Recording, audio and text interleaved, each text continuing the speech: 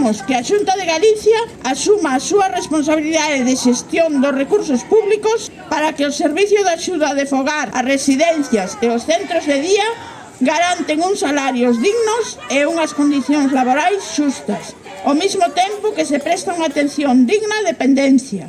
Minuto a minuto as empresas énchese os petos con centos de millóns de euros subindo os prezos das persoas residentes mentras nós non chegamos a fin de mes. A Xunta de Galiza é culpable de todo isto que estamos a sufrir. Por iso, aquí berramos ben forte que a Xunta tense que implicar e deixar de mirar polas empresas e comeza a atender ao noso, o seu pobo e traballe polo benestar das persoas residentes e das traballadoras. A maioría da contratación do servicio de axuda no fogar é a tempo parcial, con xornadas irregulares, de luns a domingo, o que fai imposible a conciliación. Somos un servicio público, xestionado por empresas privadas, que o único que queren é encher os seus petos, precarizando máis as nosas condicións de traballo.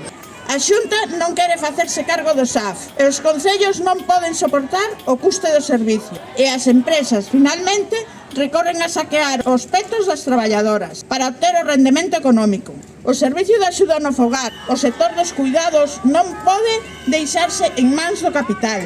A Xunta do PP é culpable. Queremos un convenio colectivo que dignifique e recoñeza o noso traballo. Queremos un convenio con condicións e salarios dignos e non imos deixar que nos humillen, nin mangonén esta patronal.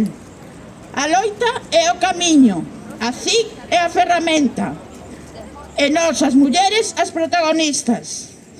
Compañeiras de residencias, non estades soas.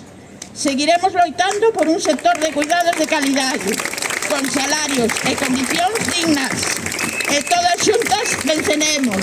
Ánimo e adiante. Coa figa na rúa, a loita continua.